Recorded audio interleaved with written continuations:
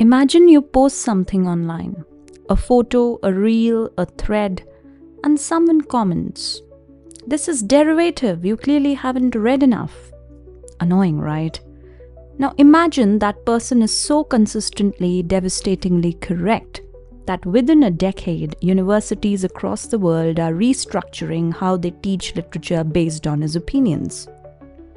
That was T.S. Eliot.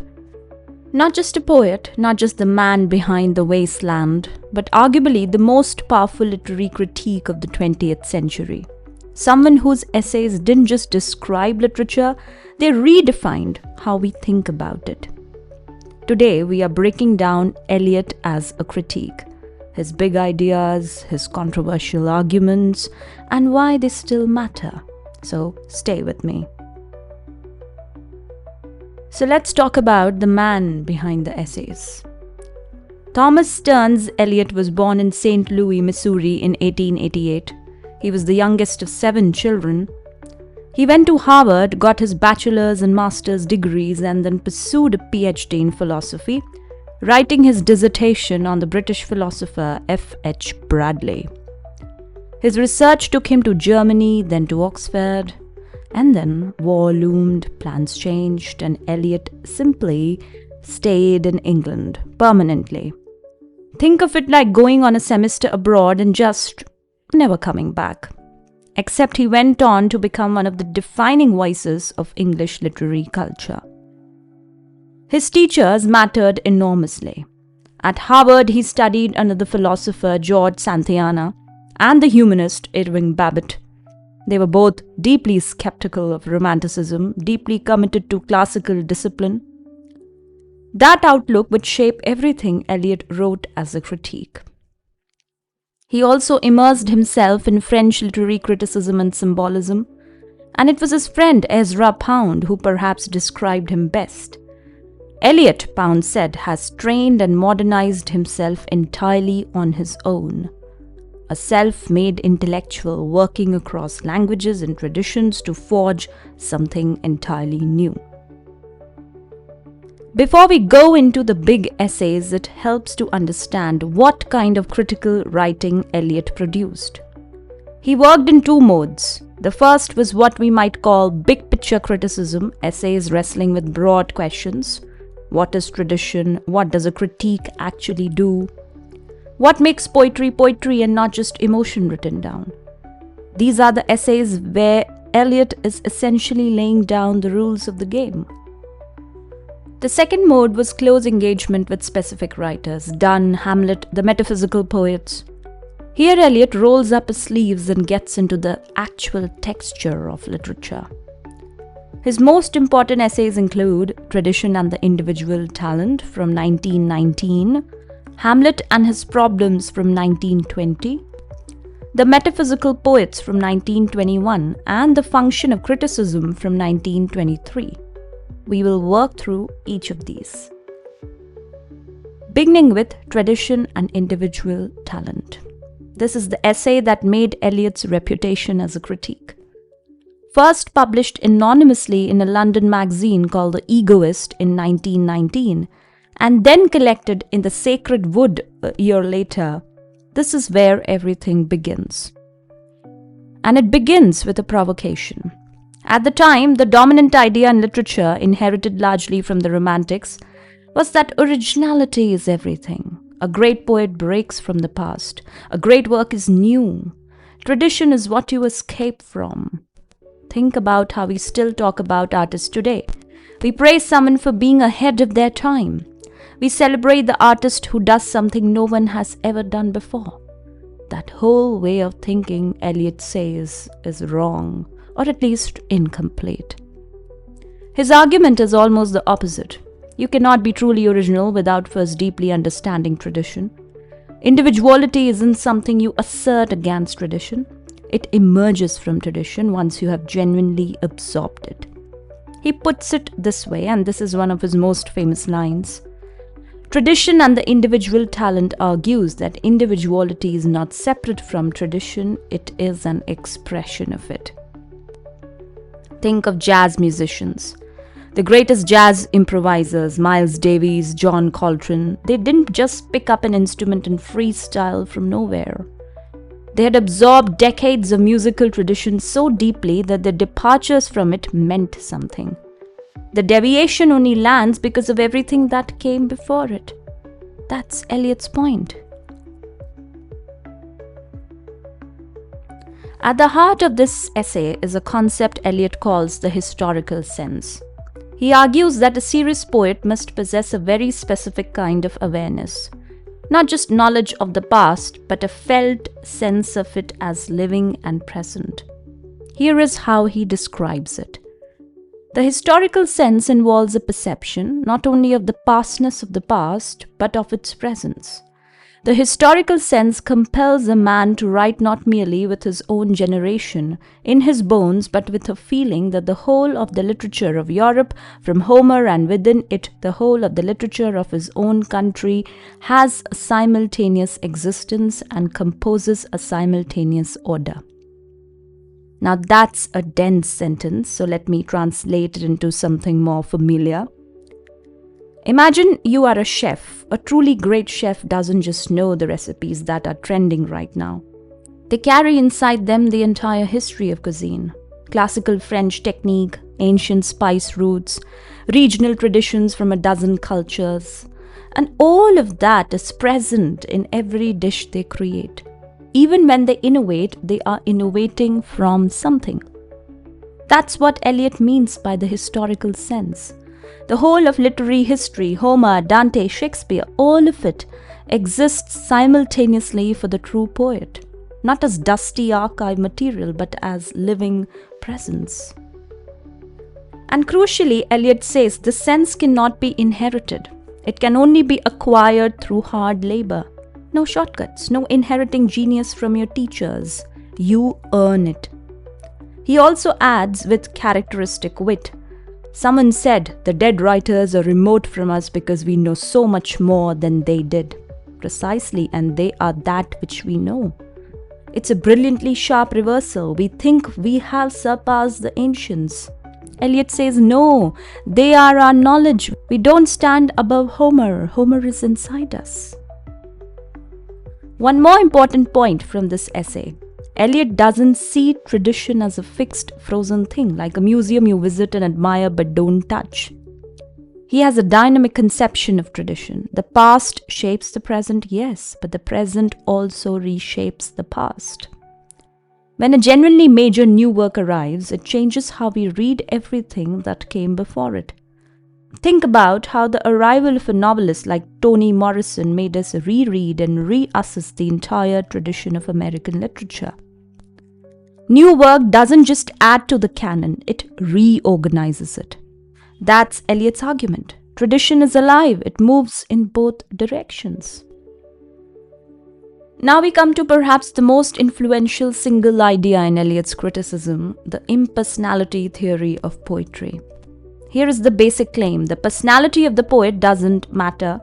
What matters is the poet's craft, specifically their ability to transform personal emotion into something impersonal, universal, and complete. To explain this, Eliot uses a fascinating analogy from chemistry. He compares the poet's mind to platinum, a catalyst.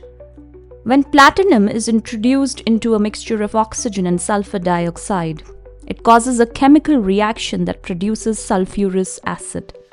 But the platinum itself, it remains completely unchanged. It contributes to the transformation without being transformed. That's how the poetic mind works, Eliot says. The poet brings together disparate feelings, images, and experiences, and the pressure of the poetic process fuses them into something new. But the poet's own biography, their mood on Tuesday, their difficult childhood, none of that should be visible in the finished poem. He compares the poet's mind to a jar or receptacle in which numberless feelings and emotions are stored. Poetry is organization, not inspiration. It's structure, not outpouring. And then comes the line people quote most often. It is not the greatness, the intensity of the emotions, the components, but the intensity of the artistic process, the pressure, so to speak, under which the fusion takes place that counts. Here is a way to think about it. Two people experience heartbreak. One writes a diary entry full of raw pain, genuine, personal, messy. The other takes that same experience and shapes it into a sonnet, choosing every word, every image, every line break with precision. The diary entry might be more intense emotionally, but the sonnet is more powerful as art. Eliot would say the sonnet wins every time because it's the process that matters, not the rawness of the feeling. And then one of his most quoted passages, "Poetry is not a turning loose of emotion, but an escape from emotion. It is not the expression of personality, but an escape from personality." But of course, only those who have personality and emotions know what it means to want to escape from these things. Notice that last sentence, it's doing something subtle. Eliot isn't saying poets are cold or emotionless. He's saying the opposite. You can only want to escape from something you truly have. The poet must have deep feeling precisely so they can transform and transcend it. It's a bit like how the best actors don't just cry on stage. They control the crying. They shape it. That control is the craft. Eliot draws a sharp line between good and bad poets as well. He says, the bad poet is usually unconscious where he ought to be conscious, and conscious where he ought to be unconscious. What does that mean in practice? A bad poet is hyper-aware of their own feelings. I feel so deeply, let me tell you all about it. But he's completely unaware of the effect their words are having on the reader. They're conscious of the wrong thing. A good poet is the reverse. They have internalized the craft so deeply that the technique becomes unconscious. It flows. But they're acutely, deliberately conscious of the reader's experience. Every word is a choice. Every image is a decision. Think of a footballer who has to consciously think about every movement of their feet versus one who has trained so hard that the skill is instinctive. And they can use their conscious attention to read the game instead. Same idea. Moving on, let's come to his next essay, Hamlet and His Problems. In 1920, Eliot published an essay that caused genuine outrage in some quarters. He called Hamlet, Shakespeare's most celebrated play, an artistic failure. Calm down, let him explain. His argument rests on a concept he introduces here called the objective correlative, which went on to become one of the most widely used terms in all of literary criticism. Now, Eliot defines it this way. A set of objects, a situation, a chain of events, which shall be the formula for the poet's emotion so that, when the external facts are given, the emotion is at once evoked. Let's translate that. If you want to make your audience feel something, you don't just write "she was devastated." You find the precise image, the precise scene, the precise set of details that causes devastation to arise in the reader's chest. You create the formula for the emotion, and then the emotion arrives on its own. Think of a film. A director who wants you to feel grief doesn't just play sad music and show a character crying. They show an empty chair at a dinner table, a half-drunk cup of tea going cold, a phone that keeps ringing with no one to answer it. Those objects are the grief. They are the objective correlative. So why does Hamlet fail? Eliot's argument is that Hamlet's emotion, his disgust, his paralysis, his anguish, is far in excess of what the dramatic situation can justify or contain. His mother remarried. That's awful, yes. But Hamlet's reaction feels so enormous, so overwhelming, that the events of the play can't adequately explain or express it. There is no objective correlative sufficient for what Hamlet feels. The emotion, Eliot says, is inexpressible, and a play in which the central emotion cannot be properly expressed is, by his definition, an artistic failure.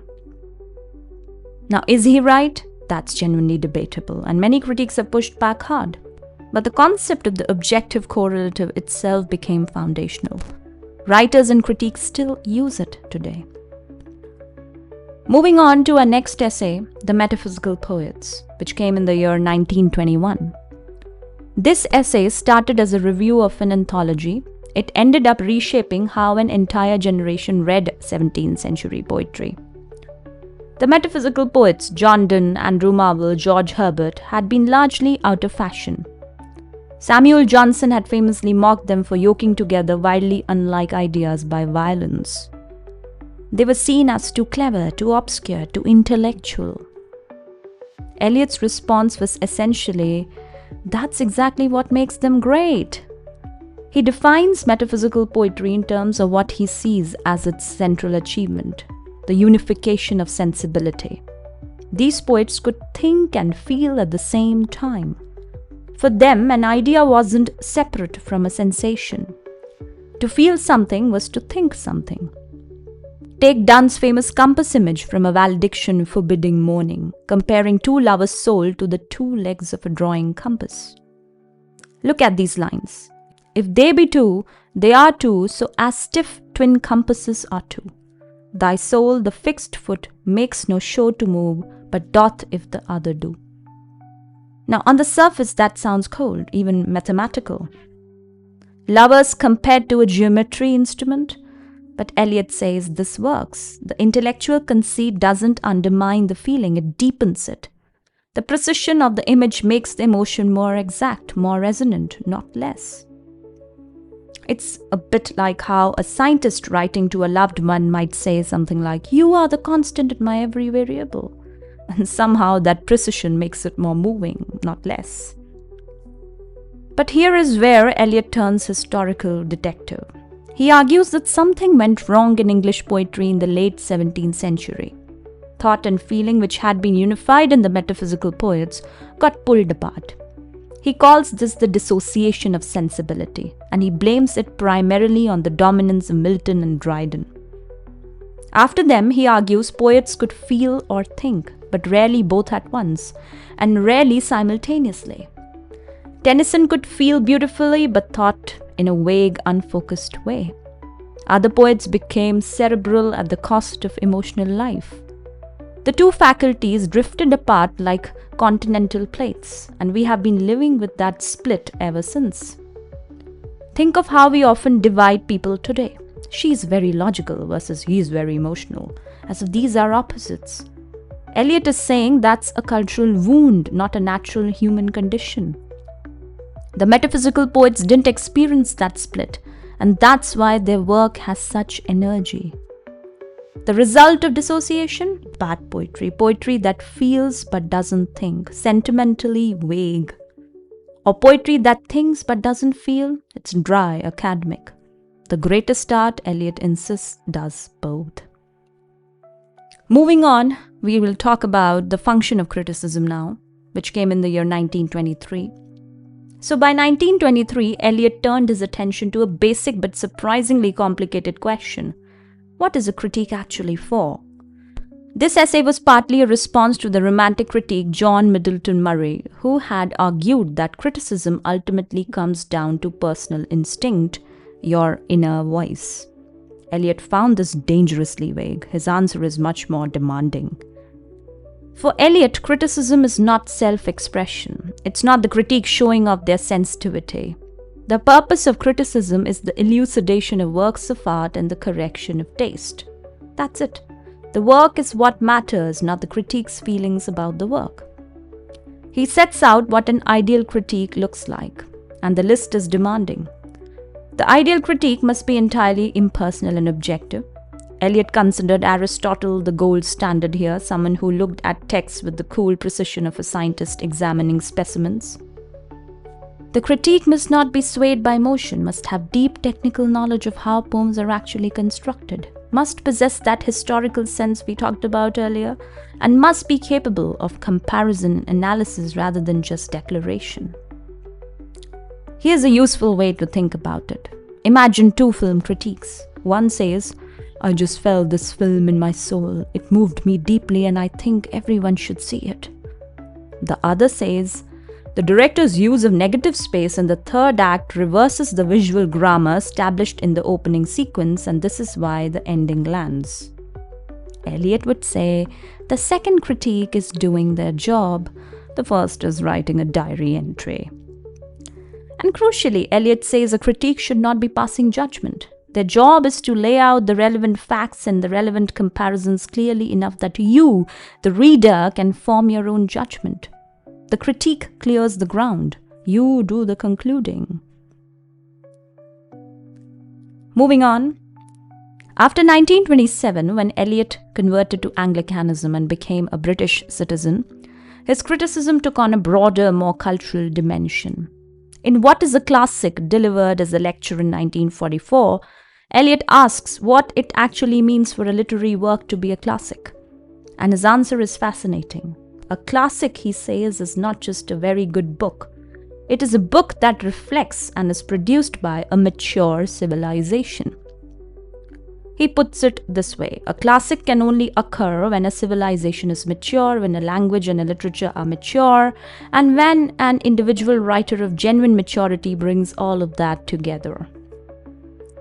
Virgil's Aeneid is a central example, a work that could only have been written at that specific moment of Roman cultural ripeness. Think of it like this: you can't produce a world-class wine from young wines. The soil has to be prepared, the wines have to be aged, the conditions have to be exactly right. A classic is the wine that can only come from fully mature conditions. Literary, cultural, linguistic. It's not just about individual genius. Then, in Notes Towards a Definition of Culture from 1948, his last major prose work, Eliot turned to the big picture. He defined culture as an organic shared system of beliefs, something that cannot be engineered or artificially manufactured. It grows, it changes. It is transmitted across generations like a living thing. He also argued that culture and religion have a deeply reciprocal relationship. Each produces and shapes the other. Culture, he said, will appear either as the product of religion or religion as the product of culture. They are inseparable. Now, before we wrap up, it's worth saying something about how Eliot writes, because his style is as distinctive as his ideas. He's famously neutral in tone. He doesn't emote on the page. He doesn't tell you how you should feel about what he's saying. He works through careful negatives, ruling out what something isn't before arriving at what it is. It can feel cool, even austere on first reading. But underneath that surface runs a quiet current of irony and wit. Eliot can be devastating in 2 sentences where another critique would take 2 paragraphs. He trusts the reader. He leaves space. He uses comparison as his primary tool, not as decoration, but as method. The way he places one poet next to another or one era against another does the argumentative work. He shows rather than declaims. And he is always leaving the final judgment to you the reader. So, the influence of Eliot's critical ideas was, to put it mildly, enormous. His essays directly shaped the New Criticism, a movement that dominated Anglo-American literary studies for decades, with critics like Cleanth Brooks and John Crowe Ransom taking Eliot's insistence on the poem itself, not the poet's biography, not the historical context, not the reader's feelings, as their guiding principle. F.R. Leavis's revaluation and Cleanth Brooks' modern poetry and the tradition were essentially built on Eliot's foundations. University syllabi across the English-speaking world were restructured around his terms and his canon. But the backlash was real and significant. From the 1970s onwards, critics pointed out that Eliot's tradition was not neutral, it was narrow. It privileged a specific set of white, male European voices and presented that selection as universal. The exclusion of women writers, of writers of color, of non-Western literary traditions. This wasn't accidental, it was built into the framework. Harold Bloom, himself a towering critic, argued that Eliot was a weak poet critique precisely because of the weight he assigned to tradition, suggesting he was always deferring rather than truly challenging. Others noted that Eliot's social and cultural writings in the 1930s drifted into deeply troubling territory, conservatism, and at times something closer to racism and anti-Semitism. These are real feelings, they matter. And yet, and this is important, none of this has erased his critical importance. The Wasteland is still the central poem of literary modernism. The concept of objective correlative, the historical sense, and the impersonality of poetry are still taught, still debated, still used. The question he raised, what is tradition for? What does a critique owe the work? How does emotion become art? Are still the right questions. He was a complicated, sometimes wrong, sometimes brilliant man who asked questions that the 20th century could not stop answering. And that, in the end, is probably the most you can ask of any critique. If you enjoyed this, like and subscribe and tell me in the comments, do you buy Eliot's arguments about the objective correlative? Was Hamlet really an artistic failure? I'd love to hear what you think. See you in the next video. Until then, bye-bye.